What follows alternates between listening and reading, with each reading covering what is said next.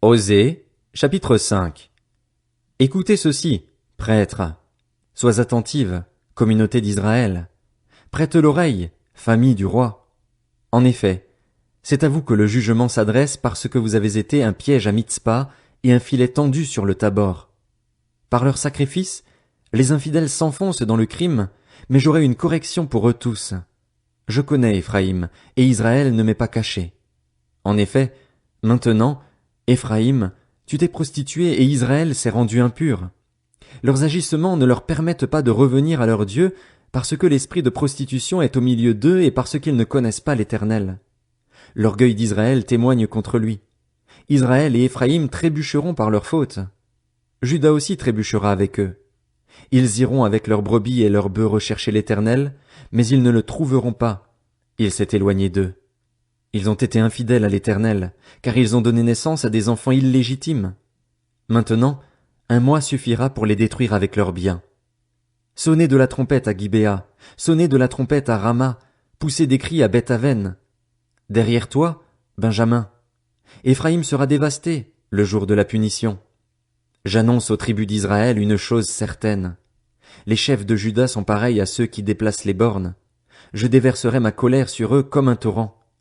Éphraïm est opprimé, brisé par le jugement, car il a suivi les ordres qui lui plaisaient. Je serai comme une teigne pour Éphraïm, comme une carie pour la communauté de Juda. Éphraïm voit son mal, et Juda ses plaies. Éphraïm se rend en Assyrie et s'adresse au roi Jareb, mais ce roi ne pourra pas vous guérir ni porter remède à vos plaies. Je serai comme un lion pour Éphraïm, comme un lionceau pour la communauté de Juda. Moi, je déchirerai, puis je m'en irai. J'emporterai ma proie sans personne pour la délivrer. Je m'en irai, je reviendrai à ma place, jusqu'à ce qu'ils s'avouent coupables et recherchent ma présence. Quand ils seront dans la détresse, ils auront recours à moi. Osée, chapitre 6. Venez, retournons à l'Éternel. En effet, il a déchiré, mais il nous guérira. Il a frappé, mais il bandera nos plaies. Il nous rendra la vie dans 2 jours. Le 3e jour, il nous relèvera et nous vivrons devant lui. Connaissons, cherchons à connaître l'Éternel. Sa venue est aussi certaine que celle de l'aurore. Il viendra pour nous comme la pluie, comme la dernière pluie qui arrose la terre. Que puis-je te faire, Éphraïm? Que puis-je te faire, Juda? Votre attachement est pareil à la nuée du matin, à la rosée qui se dissipe très vite. C'est pourquoi je les frapperai par les prophètes, je les tuerai par les paroles de ma bouche, et mes jugements éclateront comme la lumière. En effet, je prends plaisir à la bonté et non au sacrifice, à la connaissance de Dieu plus qu'aux holocaustes. Comme Adam, ils ont violé l'alliance. C'est alors qu'ils m'ont été infidèles. Galaad est une ville de fauteurs de troubles. Elle porte des traces de sang. La troupe des prêtres est comme une bande en embuscade. Ils commettent des assassinats sur le chemin de Sichem. Oui, ils se livrent au crime. Dans la communauté d'Israël, j'ai vu des choses horribles. Là, Éphraïm se prostitue. Israël se rend impur. Pour toi aussi, Juda, une moisson est préparée, quand je ramènerai les déportés de mon peuple. Osée, chapitre 7.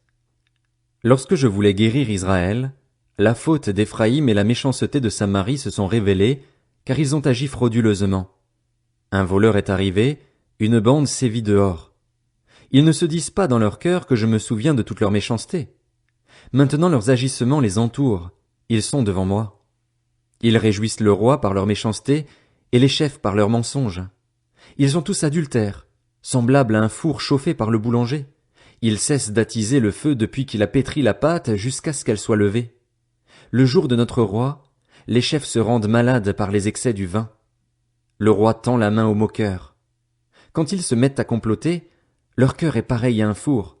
Toute la nuit leur boulanger a dormi, et le matin le four brûle comme un feu violent. Ils sont tous échauffés comme un four et ils dévorent leurs juges. Tous leurs rois tombent. Aucun d'eux ne fait appel à moi. Éphraïm se mêle avec les peuples. Éphraïm est un gâteau qui n'a pas été retourné. Des étrangers dévorent sa force, et ils ne s'en doutent pas. La vieillesse s'empare de lui, et ils ne s'en doutent pas. L'orgueil d'Israël témoigne contre lui. Ils ne reviennent pas à l'Éternel, leur Dieu, et ils ne le recherchent pas, malgré tout cela. Éphraïm est comme une colombe stupide, sans intelligence. Ils implorent l'Égypte, ils vont en Assyrie. S'ils partent, j'étendrai sur eux mon filet, je les ferai tomber comme les oiseaux du ciel, je les corrigerai comme ils en ont été avertis dans leur assemblée. Malheur à eux parce qu'ils me fuient, ruine sur eux parce qu'ils me sont infidèles. Je voudrais les sauver, mais ils disent des paroles mensongères contre moi. Ils ne crient pas vers moi dans leur cœur, mais ils se lamentent sur leur lit. Ils se rassemblent pour avoir du blé et du vin nouveau, et ils s'éloignent de moi. Je les ai corrigés, j'ai fortifié leurs bras, et ils méditent le mal contre moi. Ce n'est pas au Très-Haut qu'ils retournent. Ils sont pareils à un arc trompeur. Leurs chefs tomberont par l'épée à cause de l'insolence de leurs propos. C'est ce qui fera d'eux un objet de moquerie en Égypte.